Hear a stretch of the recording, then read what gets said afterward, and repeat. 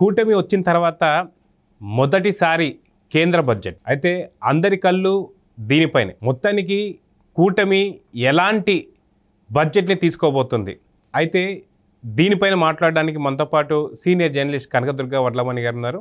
వారిని అడిగి తెలుసుకుందాం. మేడం నమస్తే. నమస్తే అండి. కూటమి వచ్చిన తర్వాత మొదటిసారి కేంద్ర బడ్జెట్ అనుకోవచ్చు. ఈ కేంద్ర బడ్జెట్ పైన అందరి ఆశలు కూడా ఉన్నాయి. అయితే ఇలాంటి తరుణంలో మోడీ గారు ఇచ్చిన సహాయం ఎటువంటిది, దీన్ని ఎలా చూడాలంటారు? ముందుగా మన నిర్మలా సీతారామన్ గారిని అభినందిద్దామండి. ఇది 7వ బడ్జెట్ ఆవిడ ప్రవేశపెడుతున్నారు. ఇంతకుముందు మొరార్జీ దేశాయ్ గారు 6 ప్రవేశపెట్టారు. మనకి స్వతంత్రం వచ్చాక మొట్టమొదటి షణ్ముగం గారని ఆయన నవంబర్ 26లో మొట్టమొదటి బడ్జెట్ ప్రవేశపెట్టారు.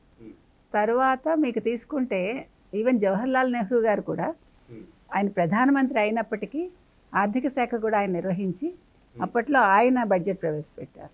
అలాగే ఇందిరాగాంధీ గారు కూడా బడ్జెట్ ప్రవేశపెట్టారు. అయితే మామూలుగా బడ్జెట్ ఉదయం కాకుండా గతంలో సాయంకాలం 5ంటికి బడ్జెట్ ప్రవేశపెట్టేవాళ్ళు. అయితే యశ్వంత్ సిన్హా గారి పీరియడ్లో అంటే 1999 నుంచి ఉదయం 11 గంటల స్లాట్ ఆయన ఎంచుకున్నారు. సో అప్పటి నుంచి ఇది కొనసాగుతూ వస్తుంది మనకి. ఇప్పటికి కూడా మనం ఉదయం 11 గంటలకే లోక్సభలో బడ్జెట్ ప్రవేశపెడతారు ఎవరైనా. ఇకపోతే మనం ప్రధానమంత్రి మోదీ గారికి కూడా కృతజ్ఞతలు చెప్పుకోవాలి. బికాజ్ కూటమిలో ఉన్నందుకు, బీజేపీ, తెలుగుదేశం, జనసేన కూటమిలో ఉన్నందుకు ఈరోజు వాళ్ళు ప్రత్యేక దృష్టి సారించి ఆంధ్రప్రదేశ్ మీద మనకి ఒక రకంగా వరాలు కురిపించారు అని అనుకోవాలి. అంటే ఇది ఆరంభం మాత్రమే, తొలి అడుగు పడింది అంతే. అంటే ఆర్థికంగా చేయూతను అందించడంలో ఆంధ్రప్రదేశ్కి కేంద్రం ఒక చేయూత, ఇది అంటే మొట్టమొదటి చేయూత. ఇక్కడితో ఇది ఆగిపోదు. ఎందుకంటే 8 నెలల కాలానికి ఈ బడ్జెట్ ప్రవేశపెట్టారంతే. ఇది వార్షిక బడ్జెట్ అయినప్పటికీ ఇది 8 నెలల కాలానికే ప్రవేశపెట్టారు కాబట్టి మనకి మళ్ళీ 8 నెలల తర్వాత కూడా అవకాశం ఉంటుంది. ఈలోగా కూడా అవసరాన్ని బట్టి వాళ్ళు మనకి నిధులు కేటాయిస్తూ ఉన్నారు. ఇవాళ మనకి కేంద్ర బడ్జెట్లో ఆంధ్రప్రదేశ్కి 15,000 కోట్లు కేటాయించారండి. మనం 1,00,000 కోట్ల దాకా అడిగాము అని అన్నారు. సరే, 1,00,000 కోట్లు అడిగినప్పటికీ ఆవిడ క్లియర్గా చెప్పారు నిర్మలా సీతారామన్ గారు, ఇది మేము ఇప్పుడు ఇస్తున్న సహాయం అంతే, ఈ నిధి ఏదైతే ఉందో తర్వాత అవసరాన్ని బట్టి మేము ఇస్తూనే ఉంటామని చెప్పారు ఆవిడ. సో అది మనం ఒక శుభసూచకంగా భావించవచ్చు. అంటే ఇక్కడితో ఆగిపోకుండా మీకు మళ్ళీ వచ్చే సంవత్సరం వరకు ఇవ్వము అట్లా కండిషన్స్ ఏమీ లేవు. దిస్ ఈజ్ అన్ అన్కండిషనల్ అంటే కేటాయింపు అనమాట. నెంబర్ 1. నెంబర్ 2 మనం తీసుకుంటే కనుక అయితే ఇప్పుడు మొత్తం మనం ఒకసారి చూద్దామండి ఏమేమి మనకి రాయితీలు ప్రకటించారు అని, తర్వాత మనం డిస్కస్ చేద్దాము. ఇప్పుడు రాజధాని అమరావతి అభివృద్ధికి 15,000 కోట్లు ప్రత్యేక సాయం, అవసరాన్ని బట్టి భవిష్యత్తులో అమరావతికి మరిన్ని అదనపు నిధులు క్లియర్ కట్గా చెప్పారు. ఇక ఏపీ విభజన చట్టానికి అనుగుణంగా పోలవరం సత్వర నిర్మాణానికి సంపూర్ణ సాయం, అంటే సాయం అని వదిలేయలేదు, చాలా క్లియర్గా సంపూర్ణ సాయం అని మెన్షన్ చేశారు. అంటే పోలవరం పూర్తి చేసే బాధ్యత పూర్తిగా కేంద్రానిదే. ఇది ప్రజలు దృష్టిలో పెట్టుకోవాలి. ఇకపోతే పోలవరానికి కావాల్సిన నిధులన్నీ కూడా మేము కేటాయిస్తాం. ఆంధ్రప్రదేశ్ రాష్ట్రం రైతులకు జీవనాడి పోలవరం. అంతేకాదు భారత ఆహార భద్రతకు పోలవరం చాలా కీలకం అన్నారు. అంటే నాట్ ఓన్లీ ఆంధ్రప్రదేశ్, మనకి ఆహారం లేకపోతే ఎట్లాగండి, మనకి ఆంధ్రప్రదేశ్ అన్నపూర్ణ. మొత్తం మనం అసలు ఇంతవరకు తీసుకుంటే భారతదేశంలో 70% వ్యవసాయం మీద ఆధారపడి ఉంటారు. అందులో ఆంధ్రప్రదేశ్ అనేది చాలా కీలకం కాబట్టి మనకి అది క్లియర్ కట్గా వాళ్ళు చెప్తున్నారు. ఇంకొకటి, ఆంధ్రప్రదేశ్ విభజన చట్టం ప్రకారం పారిశ్రామిక అభివృద్ధికి ప్రత్యేక సహకారం ఇస్తామన్నారు. ఎందుకంటే మన విభజన అనేది చాలా అంటే విధి విధానాలు ఖరారు కాకుండా తొందరగా చేసేసారు. అంటే సరైన న్యాయం ఆంధ్రప్రదేశ్కి ఆ రోజు జరగలేదు. తెలంగాణకి నిధులు ఉన్నాయి, ప్లస్ ఇక్కడ వచ్చి మొత్తం ఐటీ అంతా ఇక్కడ కేంద్రీకృతమై ఉంది. వీళ్ళకి వచ్చే మొత్తం ఇన్కమ్ కూడా ఐటీ నుంచి వస్తుంది, అదేవిధంగా వాళ్ళకి మద్యం నుంచి కూడా వస్తుందండి. వేరేజ్ మనకు అప్పులు ఇచ్చారు ఆ రోజు, ఆస్తులు ఇవ్వాల. ఇప్పుడు ఆస్తుల విభజన కూడా అలాగే ఉండిపోయింది. 10 ఏళ్ళు అయిపోయింది కాబట్టి ఇది తప్పకుండా కేంద్రం బాధ్యత కాబట్టి దాన్ని వాళ్ళు మెన్షన్ చేయటం జరిగింది. ఇకపోతే విశాఖ చెన్నై పారిశ్రామిక కారిడార్లోని నోడ్లకు ప్రత్యేక సాయం అన్నారు. తర్వాత హైదరాబాద్ బెంగళూరు పారిశ్రామిక కారిడార్లో అభివృద్ధికి కూడా ప్రత్యేక నిధులు ఇస్తామన్నారు. తర్వాత కొప్పర్తి ఓర్వకల్లు పారిశ్రామిక కేంద్రాలకు నీళ్లు, విద్యుత్తు, రోడ్లు, హైవేల అభివృద్ధికి కూడా నిధులు ఇస్తూ ఉన్నారు.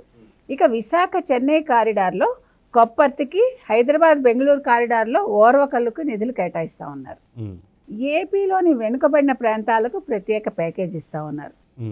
రాయలసీమ, ప్రకాశం, ఉత్తరాంధ్ర జిల్లాలకు అన్నమాట ఈ ప్రత్యేక ప్యాకేజ్, ఎందుకంటే ఇవి వెనుకబడిన జిల్లాలు కాబట్టి. తర్వాత ఏపీ విభజన చట్టంలో పేర్కొన్న మేరకు వెనుకబడిన ప్రాంతాలకు ఇంకా ప్రత్యేకంగా నిధులు ఇస్తామని పేర్కొన్నారు. సో మనం ఏ రకంగా చూసుకున్నా కూడా ఈసారి బడ్జెట్ అనేది మనకి, అంటే ఎస్పెషల్లీ ఆంధ్రప్రదేశ్ ప్రజలకి చాలా ఆనందదాయకంగా ఉందండి. అంటే వీళ్ళు ఎప్పటిలాగా కేంద్రం మన పక్కకు పెట్టకుండా, ముఖ్యంగా మోదీ గారిని తీసుకుంటే, అంటే చంద్రబాబు నాయుడు గారు ప్రత్యేక హోదా అడగలేదు అని చాలామంది ఆయన నిందించడం జరిగింది. ముఖ్యంగా ఇప్పుడు ప్రతిపక్ష హోదా లేని వైసీపీ వాళ్ళు వచ్చిన దగ్గర నుంచి 2 సార్లు ఎందుకు మీరు ప్రత్యేక హోదా అడగలేదు, మేము ప్రత్యేక హోదా కోసం ధర్నా చేస్తాము, ఢిల్లీకి వెళ్ళినట్టు మాట్లాడారు. వాళ్ళు 5 ఏళ్ళు వాళ్ళు నిద్రపోయారు వాళ్ళ ప్రభుత్వం ఉన్నప్పుడు.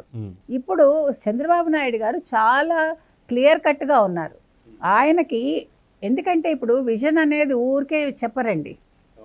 విజన్ అంటే ఏంటి, రాష్ట్రాన్ని ఎట్లా అభివృద్ధి చేయాలి, దానికి మనం ఏ రకంగా కేంద్రం దగ్గరికి వెళ్ళాలి అనే క్లారిటీ ఉంటే ప్రత్యేక విభజన అడగకుండా ఆయన క్లియర్ కట్గా మాకు నిధులు కావాలి అని అడిగారు. అది సరైన అంటే ఆలోచన విధానం అన్నమాట. ఒక తలపండిన రాజకీయ నాయకుడు తీసుకోవాల్సిన నిర్ణయం అండి అది. ఏదో వాళ్ళు చెప్పారు వీళ్ళు చెప్పారు హోదా అడిగేద్దాం అని కాకుండా, నిన్న మనం చూసాం బీహార్కి మీకు ప్రత్యేక హోదా ఇవ్వలేము, ప్రత్యేక హోదాకు కావాల్సిన 5 అంశాలు మీ దగ్గర లేవు అని కేంద్రం స్పష్టంగా చెప్పింది. మనకు ఒకవేళ ఉన్నప్పటికీ మనకి కొన్ని రాయితీలు రావచ్చు, దానివల్ల అది కాదు మనకు కావాల్సింది. ఇప్పుడు ముఖ్యంగా మనకి అమరావతి నిర్మాణం జరగాలి, మొత్తం ఆంధ్రప్రదేశ్ అభివృద్ధి చెందాలి, ఇందాక వారు చెప్పినట్టుగా వెనకబడిన ప్రాంతాలన్నీ అభివృద్ధి చెందాలి, మనకి పారిశ్రామిక కారిడార్లు అభివృద్ధి చెందాలి, ఇవన్నీ కూడా కేంద్రం ఇవ్వాలండి. కాబట్టి చంద్రబాబు నాయుడు గారు 2 సార్లు ఢిల్లీ వెళ్ళినప్పటికీ, గతంలో వైసీపీ ప్రభుత్వం హయాంలో ప్రత్యేక విమానాల్లో వెళ్ళి ఎవరు జగన్మోహన్ రెడ్డి గారు ఆయన మోదీ ముందు మోకరిల్లి సిబిఐ కేసులు, సిబిఐ విచారణ జరగకుండా ఆపుకున్నాడు ఆయన. వేరే చంద్రబాబు నాయుడు గారు రైట్ రాయల్గా వెళ్ళి ఒక ఆంధ్రప్రదేశ్ ముఖ్యమంత్రిగా ఆయన చక్కటి ఆహ్వానాన్ని అందుకుని, అంటే ప్రతి ఒక్కళ్ళు గౌరవప్రదంగా వారిని ఆహ్వానించారు, మనం చూసామండి. అదేవిధంగా ఆయన అడిగిన దానికి వాళ్ళు కాదనకుండా ఈరోజు వాళ్ళు కేంద్ర బడ్జెట్లో ఇవ్వటం అనేది చాలా గొప్ప విషయం. ఎందుకంటే గతంలోని కనుక మీరు మోదీ గారిని పరికిస్తే ఆయన ఎప్పుడు ఇట్లా కూర్చుని రాష్ట్రాలను అడిగి ఏ రోజు కేటాయింపులు చేయలేదు ఆయన. వేరాజ్ ఈసారి మన ఇంపార్టెన్స్ ఏంటి, ఆంధ్రప్రదేశ్ ప్రత్యేకత ఏంటి, ఆంధ్రప్రదేశ్ అవసరం మనకు ఎంతవరకు ఉంది ఆలోచించి మనకి ఒక పెద్దపీట వేశారు. ఈ విషయంలో మనం మోదీ గారిని అభినందించాలి. ఆంధ్రప్రదేశ్ ముఖ్యమంత్రి నారా చంద్రబాబు నాయుడు గారిని కూడా మనం తప్పకుండా అభినందించి తీరాలండి. ఇది చిన్న విజయం కాదు మనకి, ఎందుకంటే మనం ఇది తొలి అడుగు మనకి. ఈ అడుగు మనకి ఇప్పుడు ఒక వాన చినుకుతో మొదలయ్యే కదండి ఒక నది ప్రవహించినా లేకపోతే ఒక సముద్రం అయినా ఏదైనా కూడా. సో ఇప్పుడు మనకి ఈరోజు మనకి కొంత ఒక యవనాలి ఒక ధైర్యం వచ్చింది ఆంధ్రప్రదేశ్కి. ఆంధ్రప్రదేశ్ ప్రజలు ఇవాళ ఊపిరి తీసుకోవచ్చు. ఓకే, చంద్రబాబు నాయుడు గారు చెప్పింది చేస్తున్నారు, కేంద్రం కూడా సహకరిస్తోంది ఆంధ్రప్రదేశ్ అభివృద్ధికి. సో అభివృద్ధికి బాటలు పడుతున్నాయి, తొలి అడుగు పడింది, ఇది విస్తరిస్తుంది అనే ఒక ధైర్యం వచ్చిందండి. అయితే ఇక్కడ చూసుకుంటే మనం ఎన్డీఏ గవర్నమెంట్ ఏదైతే ఫామ్ అయిందో సెంట్రల్లో, దాంట్లో కీలకంగా మారింది కూటమి. అయితే ఇక్కడ జనసేన కావచ్చు, టీడీపీ కావచ్చు, బీజేపీ అలయన్స్ ఏదైతే ఉందో ఆంధ్రప్రదేశ్లో, ఇది చాలా కీలకమైన పరిణామాలు. మనకు అక్కడ ఎన్డీఏ గవర్నమెంట్ ఫామ్ చేస్తానికి అని చెప్పేసి చాలాసార్లు మనం అనుకున్నాం. అయితే ఇలాంటి పరిస్థితులు ఏదైతే చంద్రబాబు నాయుడు గారు గవర్నమెంట్ క్రియేట్ చేసిందో దానివల్ల ఈ ప్యాకేజ్ వచ్చిందని చెప్పి అనుకోవాలా. ఎందుకంటే మనం చూసుకుంటే ఇంత ప్రత్యేకతలు గతంలో మనం చూడలేదు. ఎప్పుడో మనం అనుకున్నట్టు 1999లో ఏదైతే వాజ్పేయి గారి గవర్నమెంట్లో జరిగినటువంటి ఒక దాన్ని మళ్ళీ ఇప్పుడు మనం రిపీట్ మళ్ళీ చూస్తున్నాం అని చెప్పి అనుకోవచ్చా? ఖచ్చితంగా. ఎందుకంటే మీరు చెప్పినట్టు అప్పుడు కూడా బాబు గారు చక్రం తిప్పారు 99లో కూడా. వాజ్పేయి గారికి చాలా ఇష్టం కూడా చంద్రబాబు నాయుడు గారు అంటే. సరే, వాజ్పేయి గారు అంటే అందరికీ ఇష్టమే, వారు ఎప్పుడు కూడా ఏమనాలి ఎవర్ గ్రీన్ హీరోలాగా ఆయన రాజకీయాల్లో. సో ఈరోజు నిజంగా మీరు చెప్పినట్టుగా మనకి అంటే ఆంధ్రప్రదేశ్కి ఒక గొప్ప గుర్తింపు దొరికింది.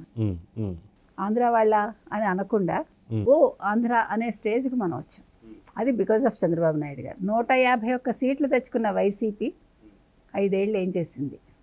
5 ఏళ్ళు బడ్జెట్లు ప్రవేశపెట్టింది కదా కేంద్రం. ₹1 తీసుకొచ్చారా మీరు ప్రత్యేకంగా? ఇది ఈరోజు ప్రజలు గమనించాలి, ప్రజలు ప్రశ్నించాలి. నేను రాష్ట్రపతి పాలన పెట్టండి, లేదు శాంతి భద్రతలు కొరవడ్డాయి రాష్ట్రంలో, నేను వెళ్ళి కేంద్రంలో ఢిల్లీలో వెళ్ళి నేను ధర్నా చేస్తాను శాంతియుతంగా. పిచ్చి జనాలు అనుకుంటున్నారు పిచ్చి పట్టింది జగన్మోహన్ రెడ్డి కానీ. సొంత చెల్లెలే నిన్న తిట్టింది, నువ్వు శివరాజకీయాలు చేస్తున్నావు, నువ్వు పోలవరం కోసం ఎప్పుడైనా పోరాడావా, ప్రత్యేక హోదా కోసం అడిగావా, విశాఖ హక్కు ప్రైవేటీకరణ కాకుండా నువ్వు ఏ రోజున ధర్నా చేసావా, నీ బాబాయ్ హత్య గురించి వెళ్ళి మాట్లాడావా, నువ్వు దేనికి చేస్తున్నావు ఈరోజు అని తిట్టింది. కాబట్టి అంటే గుడ్ గవర్నెన్స్ లేదు, అనుభవం అనేదానికి ఈరోజు నిదర్శనం చంద్రబాబు నాయుడు గారండి. కాబట్టి మీరు చెప్పినట్టుగా చంద్రబాబు నాయుడు గారి చాణక్య నీతి అంటారు కదా, అది ఇవాళ ఫలించింది. అంటే మనిషి ఆడంబరంగా మాట్లాడక్కర్లా, హడావిడి చేయక్కర్లా, ఏం కావాలో అది నిశ్శబ్దంగా మనం వ్యక్తీకరించి ఎటువంటి ఆడంబరాలు లేకుండా వెళ్ళి కావాల్సింది తెచ్చుకురావడం అనేది ఇవాళ జరిగిందండి. ఇది మనందరం కూడా సంతోషించాల్సిన విషయం. అంటే ఏంటి 15,000 కోట్లు మొత్తం రాష్ట్రానికి కదా అనొచ్చు, అమరావతి ఒక్కటే కాదు కదా అని. కరెక్టే, ఇది ఇక్కడితో ఆగదు కదా, ఆవిడే హామీ ఇచ్చారు. కానీ ఇక్కడ చూసుకుంటే ఖచ్చితంగా ఈ బడ్జెట్ ప్రవేశపెట్టిన తర్వాత ఒక పెద్ద వ్యూహంతో కావచ్చు, లేదంటే ఇంకా వేరే ఒక రచనలతో వైసీపీ వచ్చే అవకాశం ఉంది.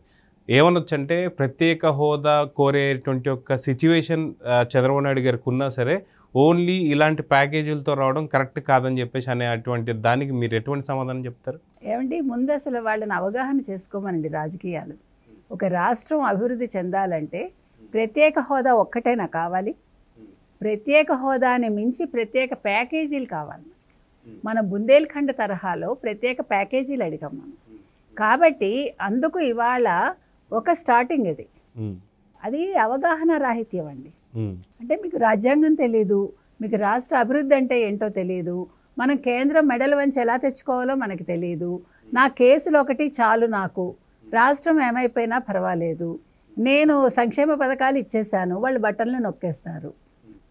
అంతకు మించి విజన్ లేదు కదా మనకి. మరి 2019 నుంచి 2024 వరకు ప్రత్యేక హోదా కావచ్చు లేదా ప్రత్యేక ప్యాకేజ్ కావచ్చు ఎందుకు అడగలేదు అంటే ఏం చెప్తారు? అడగలేకపోయారు కాబట్టే ఇప్పుడు ఆడలేక మధ్యలో ఓటని వాళ్ళు చేయలేని చంద్రబాబు నాయుడు చేయమని ఒత్తిడి తెస్తున్నారు. అంటే ప్రజల దృష్టి మరల్చాలని. బాబు గారు డే 1 నుంచి పని చేస్తున్నారు కదా, మీరు చూశారు. పోలవరంతో మొదలుపెట్టి అమరావతితో ఆరంభమయ్యి వరుసగా చేసుకుంటూ వస్తున్నారు. 4 శ్వేతపత్రాలు రిలీజ్ చేశారు. They have to give the answer. అవి తప్పించుకోవడానికి ఇవాళ శాసనసభ నుంచి పారిపోయాడు. ఆన్సర్ లేదు, తను నిలదీస్తారని తెలుసు. రషీద్ హత్య అనేది ఒక బహానా ఆయనకు, అంతే. నిజంగా రషీద్ హత్య కోసం వెళ్ళాడండి? కాదు. కార్యకర్తలను పరామర్శించలేని వాడు, రాష్ట్రానికి సమాధానం చెప్పలేని వాడు శాసనసభలో రేపొద్దున తన మీద అవినీతి కేసులు తోడతారు. ఇప్పుడు ఈ జరిగిన అవకతవకలకి ఈ శ్వేతపత్రాలకి అతను ఆన్సర్ ఇవ్వాలి. వాటి మీద కేసులు వస్తాయి. ఇంకో పక్క రఘురామకృష్ణరాజు కేసు ఉంది. వీటన్నింటినీ తప్పించుకుని ఇప్పుడు కేంద్రం దగ్గరికి వెళ్ళి రేపు ఆ ధర్నా చేసి ఏమంటారు ఆయన? కేంద్రంతో నా దగ్గర 11 మంది ఉన్నారు శాసనసభ్యులు, రాజ్యసభ సభ్యులు, సో మీరు నాకు హెల్ప్ చేయండి అని అడుగుతాడు మళ్ళా కేసుల కోసం. అయితే ఇక్కడ ఇంకొకటి కూడా, ఏదైతే ఖచ్చితంగా ఈసారి ప్రత్యేక ప్యాకేజ్ కావచ్చు, ప్రత్యేకమైనటువంటి ఒక సిచ్యువేషన్ అనేది కేంద్ర బడ్జెట్ నుంచి ఏపీకి రాబోతుందన్న సంగతి తెలిసే వీటిని పొలిటికల్ డైవర్సిటీ చేస్తానికి కావచ్చు, కొద్దిగా దీన్ని మార్పులు చేస్తానికి వైసీపీ పోయి ధర్నా చేస్తుందని చెప్పి కూడా అనుకోవచ్చు అంటారా? ఏమీ లేదండి. అప్పుడు ఆయన అనుకున్నాడు అంతే, ఏదో మనం ఇప్పుడు నేషనల్ మీడియాలో పడిపోతాము, జనాలు గుర్తిస్తారు, జగన్ జగన్ అంటాడు అనుకుంటున్నారు. దేనికి ఇప్పుడు జగన్తో పనే ఉందండి ప్రజలకు కానీ మీడియాకు కానీ? ఇప్పుడు ఇవేవి కాదు కదా. ఈరోజు మనకేం కావాలో అది ఒక సాధించటం అనేది చంద్రబాబు నాయుడు గారు చేశారు. ఇప్పుడు కొద్దో గొప్ప జరిగింది కదా. ఏమంటే మీరు ఇప్పుడు నాన్నగారి దగ్గరికి వెళ్ళి 1000 రూపాయలు అడుగుతారండి ఏదో కావాలని, ఆయన ఒక 300 ఇస్తారండి, లేకపోతే 250 ఇస్తారండి, మీరు సంతోషిస్తారు కదా, ఓకే ఇచ్చారు మనకి అని. ఈరోజు కూడా మనం అలాగే అనుకోవాలి. నేను 1,00,000 కోట్లు అడిగాను, 15,000 కోట్లు ఇచ్చారు, మళ్ళీ ఇస్తారు అంటే మనిషి ఎప్పుడు కూడా ఆశావహ దృక్పథంతో వెళ్ళాలండి ముందుకి. ప్లస్ ఇక్కడ తీసుకొచ్చే సత్తా ఉంది కదా. ఈ రోజు మన అవసరం కేంద్రానికి ఉంది, కేంద్రం అవసరం మనకుంది. ఇది ఇచ్చిపుచ్చుకోవటాలు కాబట్టి ఇక్కడ మర్యాదపూర్వకంగానే వెళ్ళాలండి. అక్కర్లేని హడావిడ్లు, అక్కర్లేని గొడవలు, లేకపోతే దానికోసం ధర్నాలు చేయడం ఇవేవి అవసరం లేదు. ఇక్కడ జగన్మోహన్ రెడ్డిది వ్యక్తిగతం, ఇది కాదు. ఇది చంద్రబాబు నాయుడు గారిది సమష్టిగా ఆయన కృషి చేస్తున్నారు, ప్రజల కోసం కృషి చేస్తున్నారు. కాబట్టి ఆ తేడా ఉందండి. ప్రజలు ఇప్పుడు జగన్మోహన్ రెడ్డిని పట్టించుకునే స్థితిలో లేరు. ఇప్పుడు ప్రజలకి ముఖ్యంగా కావాల్సింది పోలవరం పూర్తవటం, అమరావతి అభివృద్ధి చెందటం. ఈ రెండే ప్రజల దృష్టి. అవి రెండు చంద్రబాబు నాయుడు గారి 5 ఏళ్లలో చేస్తే మళ్ళా మరో 10 ఏళ్ళు ఆయనే ముఖ్యమంత్రి. సో చూద్దాం మేడం, ఖచ్చితంగా ప్రజలు కూడా జగన్ ఎటువంటి పట్టించుకునేటువంటి పరిస్థితుల్లో లేరు. సో రానున్న కాలంలో ఖచ్చితంగా ఈ అమరావతి కావచ్చు, మిగతా వెనకబడ్డటువంటి ఒక ప్రాంతాలు కావచ్చు, అన్నీ కూడా డెవలప్ కావాలని చెప్పి అయితే కోరుకుందాం. నమస్తే.